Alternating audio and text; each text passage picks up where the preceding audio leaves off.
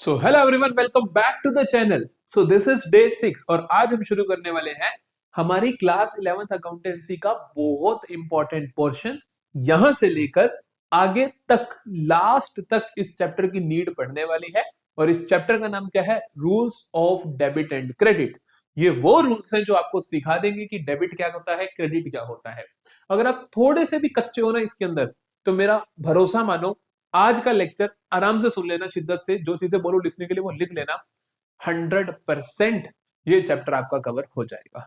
जल्दी से एक काम करना है आपको, क्या? कमेंट सेक्शन में जाओ, अपना नाम लिखो, डे लिखो और I will complete this lecture लिखो, ताकि आपके दिमाग में सिग्नल पहुंचे कि एक ही बार में पूरा चैप्टर करना है। जल्दी से 3 बातें लिखो कमेंट सेक्शन में और शुरू करते हैं rules of debit and credit. और बहुत शिद्दत से अच्छे से इस चैप्टर को समझ लेते हैं, क्योंकि ये हमारे पूरे अकाउंटेंसी सब्जेक्ट की एक नींव है और नींव मजबूत होनी जरूरी है। तो चलो जल्दी से नोटबुक उठा लो, शुरू करें rules of debit and credit.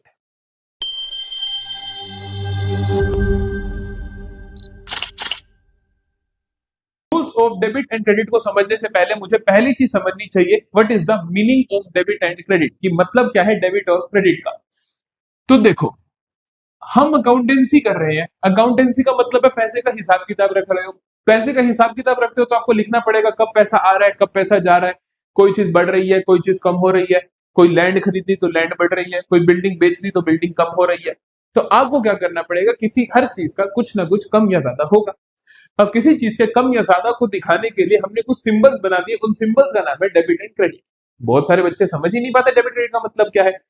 Debit और क्रेडिट कुछ खास नहीं है, ये सिर्फ और सिर्फ क्या है, एक सिंबल है जो डिनोट करते हैं किसको, किसी चीज के बढ़ने, किसी चीज के कम होने को। दो बातें ध्यान रखेंगे।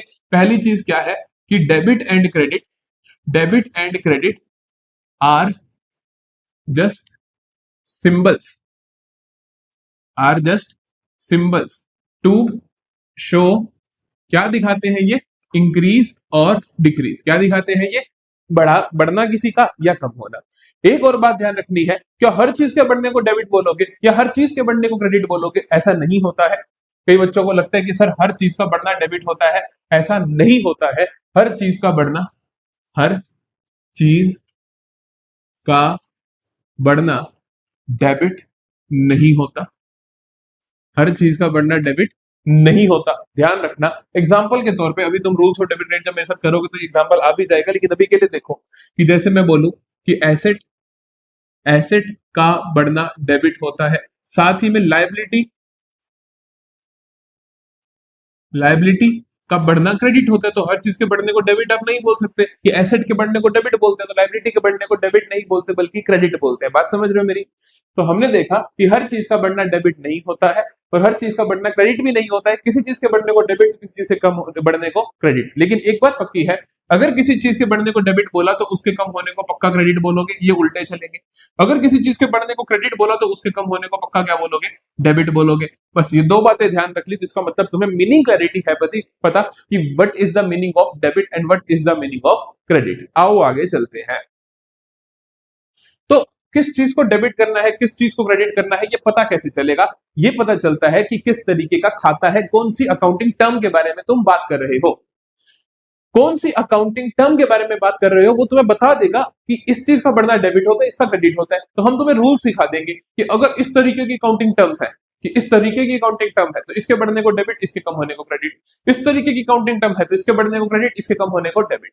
तो रूल्स मेरे पास दो तरीकों से एग्जिस्ट करते हैं, आंसर दोनों से सेम आते हैं। तो टाइप्स ऑफ अकाउंट जो मेरे पास है, रूल्स को समझने के लिए हम देखते हैं किस टाइप का खाता है। और टाइप्स ऑफ अकाउंट दो तरीके के होते हैं। एक है मेरे पास ट्रेडिशनल क्लासिफिकेशन, एक है मेरे पास ट्रेडिशनल क्लासिफिकेशन और एक है मेरे पास modern classification. Traditional classification basically बोला जाता है कि यूके के लोगों ने दी, इंग्लैंड के लोगों ने दी, ग्रेट ब्रिटेन के लोगों ने दी, तीनों नाम एक ही देश के हैं। मॉडर्न के बारे में हम बोलते हैं ये अमेरिकन सिस्टम है, ये अमेरिकन सिस्टम है, ये हम बोलते हैं ये यूएस बेस्ड सिस्टम है, दैट इज मॉडर्न अप्रोच। मैं तुम्हें एट द एंड जाके बोलूंगा कि तुम्हें जितना भी ध्यान रखना है वो मॉडर्न अप्रोच ही ध्यान रखनी है, उसी से सारे के सारे खाते बनाने हैं, क्योंकि ये थोड़ी सी आसान भी है। लेकिन अभी के लिए हम दोनों पढ़ेंगे, क्योंकि एग्जामिनर अभी आपके पेपर में कुछ भी पूछ सकता है। तो पहले देखते हैं हम जल्दी से ट्रेडिशनल क्लासिफिकेशन। ट्रेडिशनल क्लासिफिकेशन के हिसाब से खातों को तीन तरीके से बांटा गया, एक थे पर्सनल अकाउंट, एक थे रियल अकाउंट और एक थे नॉमिनल अकाउंट। नाम से समझो, पर्सनल अकाउंट, पर्सनल अकाउंट मतलब किसी पर्सन का खाता, किसी भी राम का खाता, श्याम का खाता, राहुल का खाता, तुम्हारा खाता, मेरा खाता, किसी भी पर्सन का खाता, पर्सनल अकाउंट। फिर आता है दूसरे नंबर पर रियल अकाउंट। रियल अकाउंट होता है किसी भी एसेट का, टेंजिबल हो या इंटेंजिबल हो, देख सकते हो, टच कर सकते हो या देख नहीं सकते, टच नहीं कर सकते, हर तरीके की एसेट का खाते को आप रियल अकाउंट बोलोगे। फिर आता है नॉमिनल अकाउंट, जिसके अंदर तुम बोलते हो कोई भी एक्सपेंस, कोई भी रिवेन्यू, कोई भी इनकम या गेन या कोई भी लॉस। ये चारों के खाते, मतलब कि गेन हो जाए, लॉस हो जाए, इनकम हो जाए, एक्सपेंस हो जाए, चारों के चारों खाते नॉमिनल में आते हैं। तो जल्दी से यहां से लिखे भी हुए हैं। यहां पर आपको एक बात और एक्स्ट्रा ध्यान रखनी है कि पर्सनल अकाउंट के अंदर फर्दर तीन तरीके के खाते आते हैं। एक तो होता है नेचुरल पर्सन, एक तो होता है नेचुरल पर्सन, एक होता है आर्टिफिशियल पर्सन और एक होता है representative person. Representative person, representative person, ठीक है। तो नेचुरल पर्सन के अंदर किसके खाते आते हैं? नेचुरल पर्सन जो भगवान के बनाए हुए लोग हैं, जैसे कि भाई राम का खाता, राम खुद भगवान है ना। मैं इस बंदे की बात कर रहा हूँ किसी नॉर्मल, है ना। मेरा खाता, संयम का खाता, तुम्हारा खाता, मानसी का खाता, एक्सेट्रा, कोई भी नाम आ जाए। फिर बात करते हैं आर्टिफिशियल। सर आर्टिफिशियल में क्या आता है? आर्टिफिशियल में आता है जो नेचुरल पर्सन नहीं है लेकिन एज अ पर्सन अपनी ड्यूटी फुलफिल कर सकते हैं, जैसे कि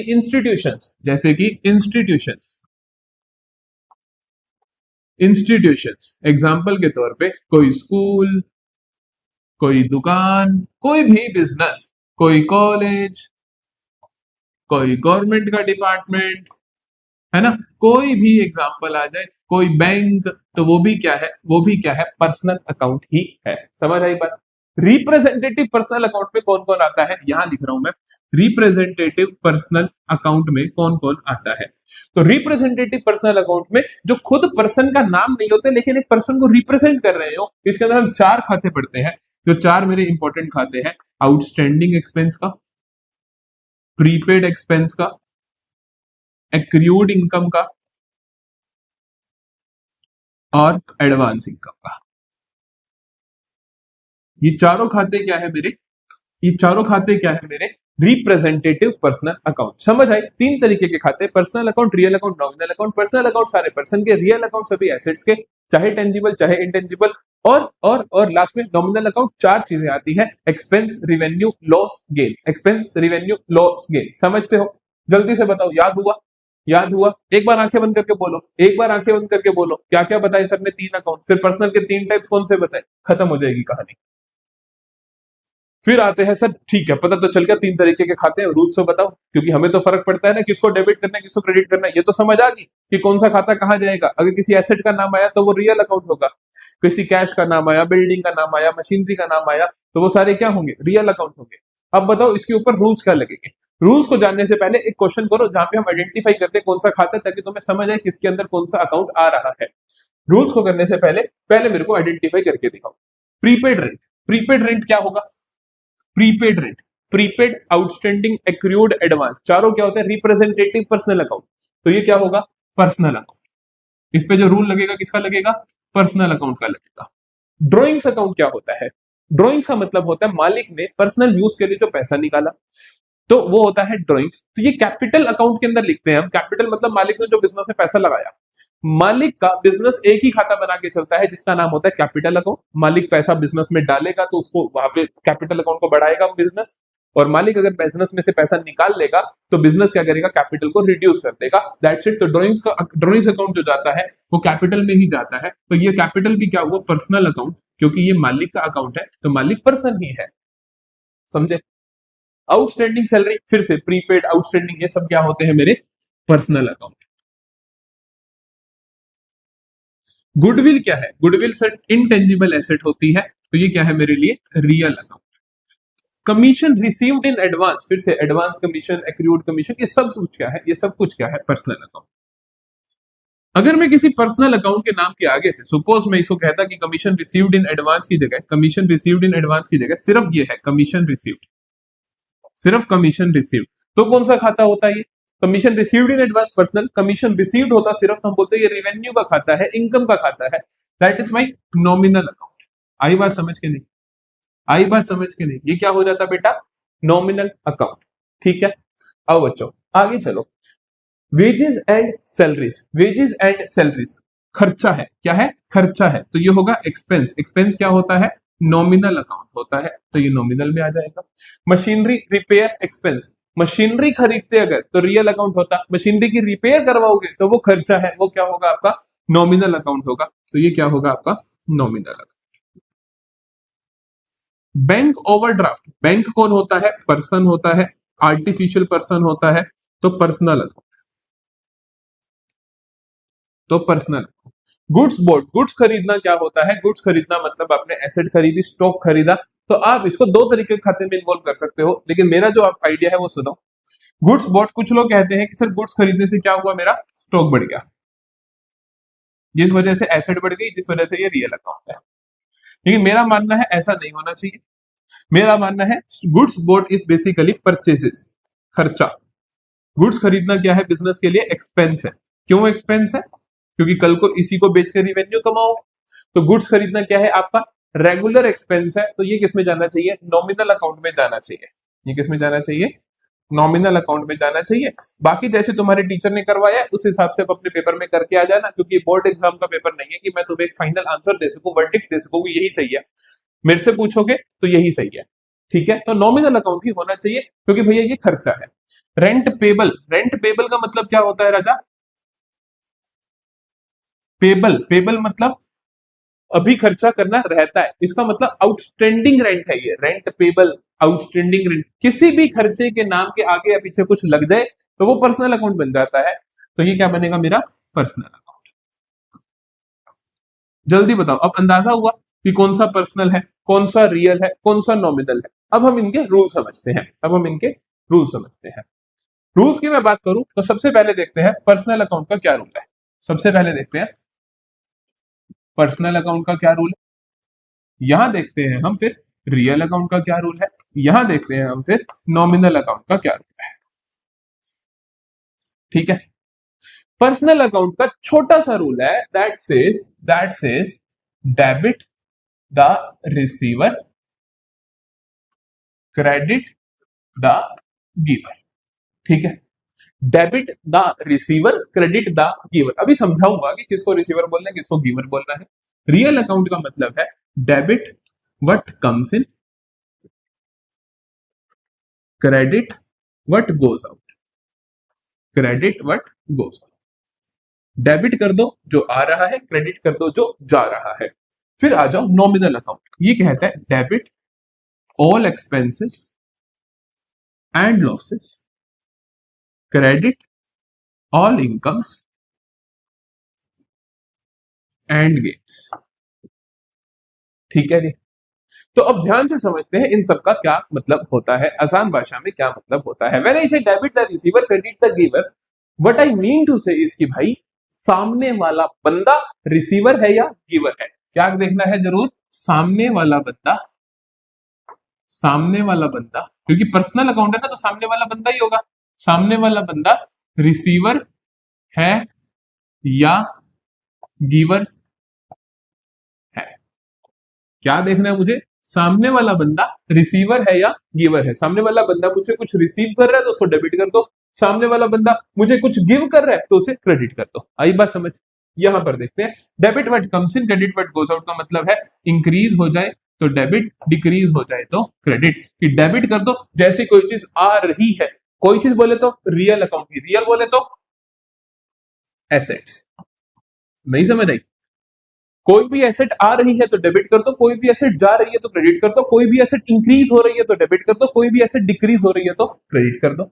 nominal account, debit all expenses and losses, credit all incomes and gains. Debit कर दो जैसी कोई भी खर्चा हो या कोई भी लॉस हो, क्रेडिट कर दो कोई भी इनकम हो या कोई भी गेन हो। इनकम का मतलब होता है बेटा रिवेन्यू, जिसके अंदर आती है आपकी जैसे sales, commission receive, discount receive. Gain के अंदर आते हैं बाकी फायदे, जैसे profit on sale of fixed asset हो गया, है ना, ऐसे फायदे गेन के अंदर आते हैं। लॉटरी निकल गई, एक्सपेंस के अंदर नॉर्मल खर्चे, वेजेस दे दिए, सैलरीज दे दी, गुड्स खरीद दिए, परचेजेस कर ली, ये सब आते हैं एक्सपेंस के अंदर। और लॉसेस में क्या आते हैं, अब नॉर्मल जो कि लॉस हो गया, जैसे loss by fire, loss by accident, loss on sale of fixed asset, तो ये सारे कहाँ आते हैं, आपके लॉस में आते हैं।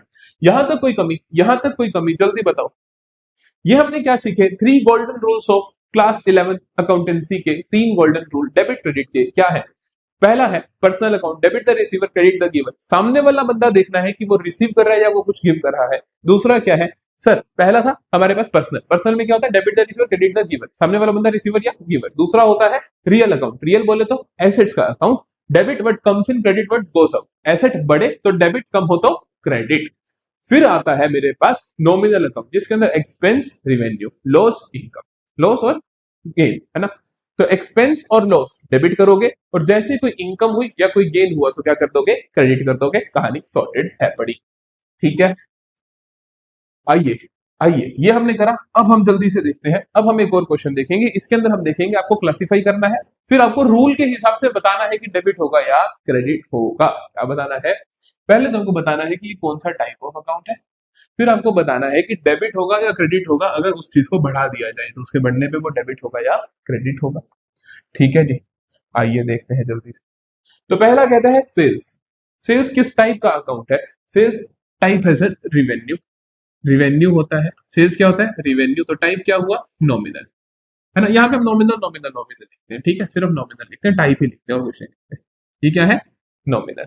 नॉमिनल अकाउंट क्या कहता है, debit the expense loss, credit the income and gains. तो सेल्स क्या है, इनकम है, तो क्रेडिट कर दोगे, तो आप क्या कर दोगे, क्रेडिट कर दोगे। समझ आती है बात। Cash in hand, cash in hand क्या है, रियल अकाउंट है, क्योंकि ये मेरी एक एसेट है, तो रियल अकाउंट है। Debit what comes in, credit what goes out. Cash in hand मतलब कैश पॉजिटिव बैलेंस है, बढ़ने का मतलब भी पॉजिटिव बैलेंस ही होता है, तो हम कहेंगे ये डेबिट कर दो। आउटस्टैंडिंग रेंट, आउटस्टैंडिंग रेंट क्या है, पर्सनल अकाउंट। क्या है, पर्सनल अकाउंट। किसी भी खर्चे के आगे या पीछे आउटस्टैंडिंग, एक्रूड, एडवांस जो भी लग जाए तो वो क्या हो जाता है, पर्सनल अकाउंट। आउटस्टैंडिंग रेंट, अब पहचानो क्या है, ये क्या होगा बढ़ने पे, debit the receiver credit the giver. Outstanding rent का मतलब क्या है कि खर्चा हो तो गया, दिया नहीं। मैंने जमीन जगह जहां पे मेरी दुकान थी वो मैंने यूज तो कर ली, लेकिन अभी रेंट देना रहता है। अगर रेंट देना रहता है तो सामने वाला बंदा रिसीवर है या गिवर है। आज की डेट में मत सोचना कि कल तो आपने उसको देना ही है तो वो रिसीवर होगा। आज की डेट में, आज की डेट में उसने मुझसे कुछ रिसीव करा या उसने मुझे कुछ गिव करा, क्या उसने मेरे से अभी तक रेंट लिया, पैसे दिए आपने, नहीं दिए तो रिसीवर नहीं हो सकता।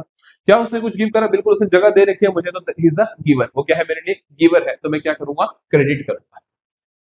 ये जितने भी खर्चे हैं पर्सनल अकाउंट के, ये सारे के सारे मॉडर्न क्लासिफिकेशन में बहुत आसान हो जाते हैं, यहाँ पे थोड़ा सा हमें सोचना पड़ता है। फर्नीचर क्या है, रियल अकाउंट है सर, एसेट होती है, बढ़ेगा। रियल अकाउंट एसेट बढ़ती है तो डेबिट होता है, debit word comes in, credit word goes out. Advertisement expense क्या है, एक्सपेंस है, तो मतलब कि नॉमिनल अकाउंट है, तो मतलब कि नॉमिनल अकाउंट है। खर्चा nominal, debit expense and loss, credit income and gains, तो आप क्या कर दोगे, डेबिट कर दोगे। लोन टेकन फ्रॉम एसबीआई, आपने बैंक से लोन लिया, तो यहां पर बैंक है, बैंक क्या होता है, फिर से पर्सनल अकाउंट होता है। अब फिर से देखोगे कि debit the receiver credit the giver. अगर आपने लोन लिया एसबीआई से, तो एसबीआई आपके लिए रिसीवर है या गिवर है, वो तो आपको लोन दे रहा है, तो एसबीआई क्या है, गिवर है, तो आप क्या करोगे, क्रेडिट करोगे। Bank debt, bad debts recovered, bad debts recovered का मतलब होता है जो तुम्हारा पहले से डूबत था वो पैसा रिकवर हो गया, वो पैसा रिकवर हो गया, तो ये क्या है मेरे लिए, गेन है, गेन है। गेन का मतलब nominal account, nominal account, gain debit all expense and loss, credit all incomes and gains. Interest on capital, interest on capital होता क्या है, इंटरेस्ट ऑन कैपिटल होता है कि जो मालिक ने बिजनेस में पैसा लगा रखा है, बिजनेस उसके ऊपर ब्याज देता है मालिक को कि तूने भाई कैपिटल लगाया, इसके ऊपर इंटरेस्ट ले जा। तो बिजनेस जो ब्याज देगा मालिक को, इंटरेस्ट ऑन कैपिटल देगा, वो बिजनेस के लिए क्या है, खर्चा है। और nominal account and expense, nominal account expense, expenses क्या होते हैं बेटा, डेबिट होते हैं sir. Bills receivable, bills receivable, bills receivable क्या होते हैं, ये आपके लिए डेटर्स होते हैं ना, जैसे वैसे ही बिल्स रिसीवेबल होते हैं, हमने अकाउंटिंग टर्म से भी समझा था। तो ये क्या हुआ, पर्सनल अकाउंट, क्योंकि कुछ ना कोई पर्सन ही होंगे ये। तो क्या हुआ, debit the receiver credit the giver. अब ये मुझसे कुछ रिसीव कर रहे हैं, मुझे कुछ गिव कर रहे हैं, बिल्स रिसीवेबल, जिनसे अभी रिसीव होना रहता है, अभी बिल रिसीव होना रहता है, तो debit the receiver credit the giver. अगर मैंने इनसे पैसे लेने रहते हैं तो मैंने इनको कुछ बेचा होगा, तो इन्होंने मुझे कुछ रिसीव करा होगा, तो मैं इन्हें क्या कर दूंगा, डेबिट कर दूंगा। ठीक है, तो बिल्स रिसीवेबल को क्या कर दोगे, डेबिट कर दोगे। क्यों? क्योंकि अगर मैंने इनसे पैसे रिसीव करने रहते हैं तो इसका मतलब मैंने कुछ इन्हें दिया होगा, तो ये बंदा क्या होगा, रिसीवर होगा, तो debit the receiver. Salary payable, फिर से पर्सनल अकाउंट, फिर से पर्सनल अकाउंट, मैंने मुश्किल मुश्किल सारे केस करवा दिया आपको। सैलरी देनी रहती है, फिर से debit the receiver credit the giver. Salary अभी देनी रहती है, मतलब दी तो नहीं है, तो सामने वाले बंदे ने कुछ रिसीव तो नहीं किया, लेकिन सामने वाला बंदा क्या हुआ, फिर गिवर हुआ। क्यों हुआ? क्योंकि उसने काम तो कर दिया है। फिर से सुनो, उसने सैलरी किस लिए दोगे, कि उसने काम कर दिया है, उसने काम कर दिया है, तो इसका मतलब वो क्या है, गिवर है। सिंपल, तो यहां पर आ जाएगा मेरे पास क्रेडिट द गिवर। आई बात समझ? इस तरीके से आपको अकाउंट पहचानना है और फिर क्या करना है, लिख देना है कि डेबिट होगा या क्रेडिट होगा। इफ इंक्रीज के बट डिक्रीज भी पूछ लेता है तो इनके उल्टा लिख दोगे। अगर वो कहता है पैसे, अगर ये डिक्रीज हो गई तो डेबिट, ये डिक्रीज हो गया क्रेडिट, ये डिक्रीज हो गया डेबिट, ये डिक्रीज हो गया क्रेडिट, सबका उल्टा हो जाएगा। आई बात समझ? चलिए चलिए, अब चलते हैं मॉडर्न क्लासिफिकेशन की तरफ। तो मॉडर्न क्लासिफिकेशन के हिसाब से मेरे पास जो खाते हैं, यूनाइटेड स्टेट्स ऑफ अमेरिका के हिसाब से, अमेरिकन सिस्टम के हिसाब से 5 तरीके के खाते हैं। कौन कौन से? एसेट, लायबिलिटी, कैपिटल और एक्सपेंस और रिवेन्यू। क्या बोला मैंने? एसेट, लायबिलिटी, कैपिटल, एक्सपेंस और रिवेन्यू। सबका मतलब तुम जानते हो, जल्दी से 2 मिनट में समझो। एसेट का मतलब होता है कोई भी चीज जो जिसकी इकोनॉमिक वैल्यू हो, जिसको पैसे के रूप में आपको कल को बेनिफिट दे। मैंने 3 फीचर्स हमें लिखवाए भी थे, लेकिन अभी के लिए इतना ही पता होना चाहिए एसेट के अंदर, जैसे मशीन, बिल्डिंग, कैश, लैंड, ये सब आ जाएगा आपके पास। लाइबिलिटी में जैसे कि बैंक लोन हो गया, क्रेडिटर्स हो गया, बिल्स पेबल हो गए, ये सब आपकी लाइबिलिटी में आ जाएगा। फिर आता है कैपिटल में, जो मालिक ने पैसा लगाया वो कैपिटल में आ जाएगा। ड्रॉइंग्स हुआ तो उसका उल्टा हो जाएगा कैपिटल का। फिर आता है एक्सपेंस, सारे के सारे खर्चे, सैलरी, वेजेस, रेंट, जो भी खर्चे हैं, मशीनरी के रिपेयर एक्सपेंसेस, जितने भी खर्चे हैं वो सारे के सारे एक्सपेंस एंड लॉस में आ जाएंगे। लॉस भी यहीं पर आते हैं, जैसे कि loss on, loss due to fire, loss due to theft, वो सब भी इसमें आते हैं। फिर आता है मेरे पास रिवेन्यू। रिवेन्यू के अंदर क्या आता है? सेल्स, कमीशन रिसीव्ड और मेन 3 आते हैं, डिस्काउंट रिसीव्ड। फिर बाकी सारे जैसे रेंट रिसीव्ड, इंटरेस्ट रिसीव्ड, या फिर तुम्हें कुछ भी लॉटरी निकल गई या कोई इंश्योरेंस क्लेम रिसीव्ड, वो सारी चीजें आपकी यहाँ पर आ जाती है। दैट इज रिवेन्यू अकाउंट्स के अंदर। ठीक है, क्योंकि इसका पूरा नाम होता है रिवेन्यू एंड गेन्स। कहानी समझ आई किस खाते में क्या आता है? यहां से पर्सनल अकाउंट वाला रोड़ा निकल गया, जो वो दिक्कत कर रहा था ना मेरे को कि outstanding expense, prepaid expense, accrued income, advance income, वो निकल गए। कैसे निकल गए? उन चारों को मैं लिख रहा हूं अलग से, सुनो। उन चारों को मैं लिख रहा हूं अलग से, देखो। एक तो होता है आपका आउटस्टैंडिंग एक्सपेंस, एक होता है आपका प्रीपेड एक्सपेंस, एक होता है आपका एक्रूड इनकम, एक होता है आपका एडवांस इनकम। ठीक है, एक आता है आपके पास आउटस्टैंडिंग एक्सपेंस, एक आता है आपके पास प्रीपेड एक्सपेंस, एक आता है आपके पास एक्रूड इनकम, एक आता है आपके पास एडवांस इनकम। आउटस्टैंडिंग एक्सपेंस मतलब कि खर्चा यूज कर लिया लेकिन अभी तक दिया नहीं, तो ये क्या होता है आपके लिए? लायबिलिटी। प्रीपेड एक्सपेंस आपके लिए क्या होता है? एसेट। प्रीपेड एक्सपेंस क्या होता है? एसेट की तुमने पहले से ही खर्चा कर दिया, कल को बेनिफिट मिलेगा। एक्रूड इनकम क्या होती है तुम्हारे लिए? एसेट। एडवांस इनकम क्या होती है तुम्हारे लिए? लायबिलिटी। अब ज्यादा सोचने की बात ही नहीं रही, तो रूल इनके सिंपल, जो एसेट पे रूल लगेगा वही इन दोनों पे लग जाएगा, जो लाइबिलिटी पे रूल लगेगा वही इन दोनों पे लग जाएगा। तो इनके लिए अलग से कुछ सोचना ही नहीं कि who is receiving, who is giving, फालतू सोचने की कोई जरूरत नहीं बचेगी। आओ जल्दी से देखते हैं रूल्स क्या होने वाले हैं। आओ जल्दी से देखते हैं रूल्स क्या होने वाले हैं। एसेट, लाइबिलिटी, कैपिटल, एक्सपेंस और रिवेन्यू। 5 तरीके के खाते हैं मेरे पास, 5 तरीके के खाते हैं मेरे पास। एसेट, एक्सपेंस, कैपिटल, रिवेन्यू और लायबिलिटी। एसेट और एक्सपेंस पे सेम रूल लगता है, इन दोनों पे सेम रूल लगता है। और आसान हो गया, देखो और आसान हो गया। अब सिर्फ क्या करना है, चीज को पहचानना है कि तू खर्चा है या एसेट है, तो तेरे पे ये रूल लगेगा। चीज को पहचानना है तो लाइबिलिटी है, कैपिटल है या रिवेन्यू है, तो तेरे पे ये रूल लगेगा। एसेट एक्सपेंस पे क्या रूल लगता है? इंक्रीज होगा तो डेबिट, डिक्रीज होगा तो क्रेडिट। बहुत सिंपल।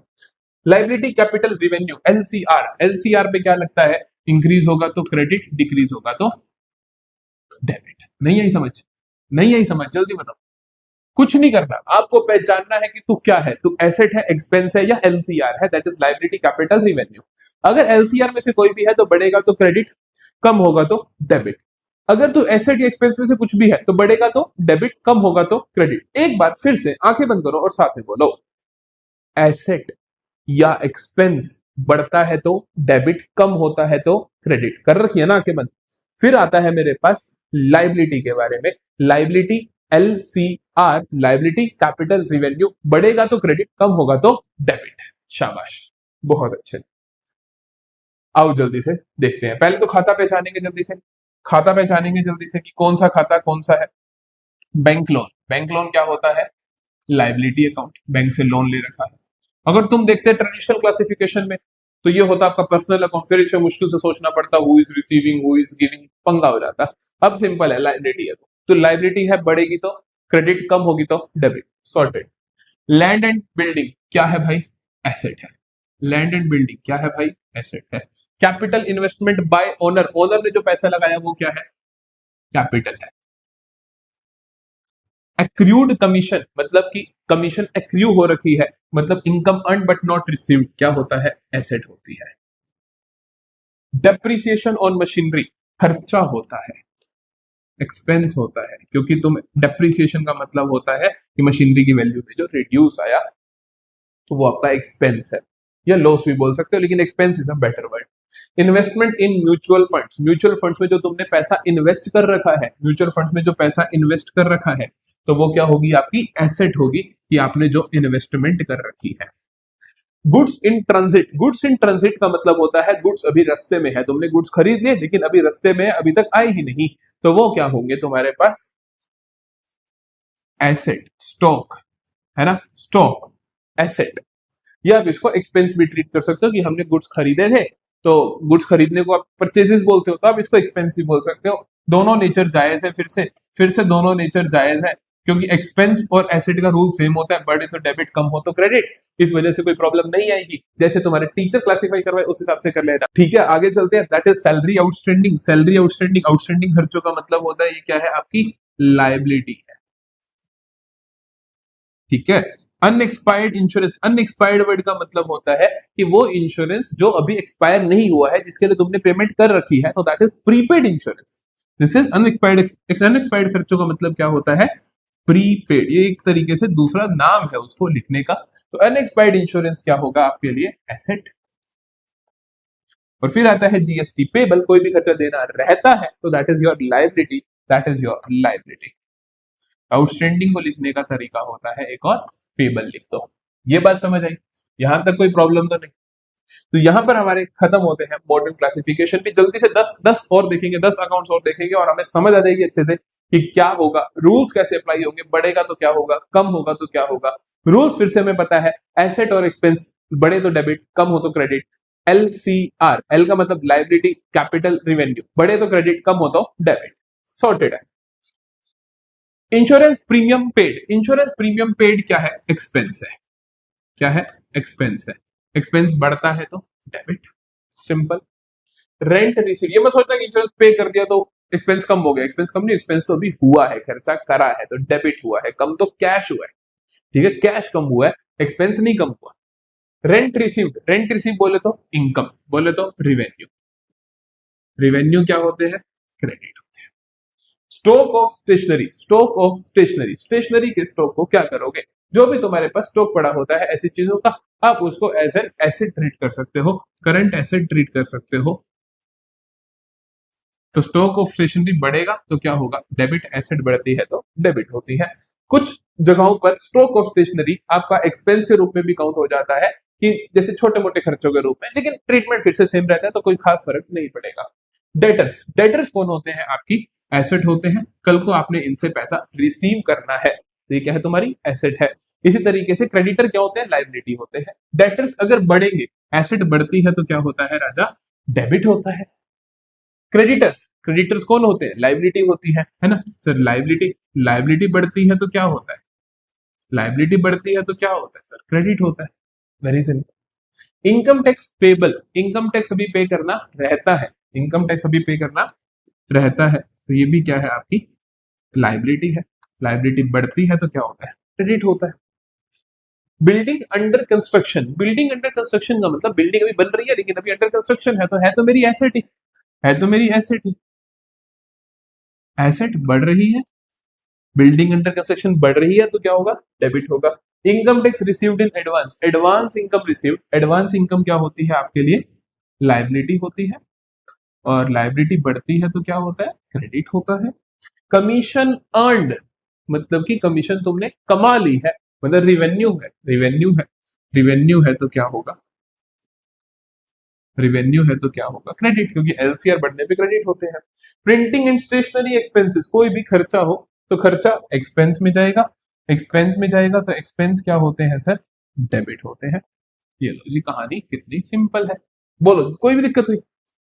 मॉडर्न अप्रोच आसान लगी या फिर आपको ट्रेडिशनल अप्रोच आसान लगी? जल्दी से कमेंट सेक्शन में बताना जरूर। मुझे पर्सनली ये आसान लगती है और ये अच्छी भी लगती है क्योंकि सिंपल है, फालतू सोचना नहीं पड़ता, who is receiver who is giver, तो फालतू सोचने की कोई जरूरत नहीं है, सामने से आंसर निकल आता है, कोई पंगा होता ही नहीं है। तो फिर से खत्म कर दिया है हमने लगभग आधे घंटे में, आधा घंटा ही तो हुआ है, बिल्कुल नेट आधे घंटे में हमने इस चैप्टर को खत्म कर दिया, और मैंने शुरू में बोला था कि आधा घंटा ही लगाने वाला हूं। सो अब तुम जनरल के लिए बिल्कुल रेडी हो कि जनरल का अगर मैं तुम्हें वन शॉट दे दूं तो तुम फटाक से कर लोगे, तुम्हें कोई दिक्कत नहीं होने वाली है। तो मिलेंगे नेक्स्ट वन शॉट लेक्चर में, that is of general, general entries का वन शॉट ही करने वाले हैं हम नेक्स्ट लेक्चर में। तो बिल्कुल तैयार रहो, और अब तो सितंबर आ चुका है, अब अपनी पढ़ाई पे पूरा फोकस रखो, पूरे मजे से पूरा दिल लगा के अच्छे से पढ़ाई करते रहो। मिलेंगे नेक्स्ट लेक्चर में, तब तक के लिए बाय।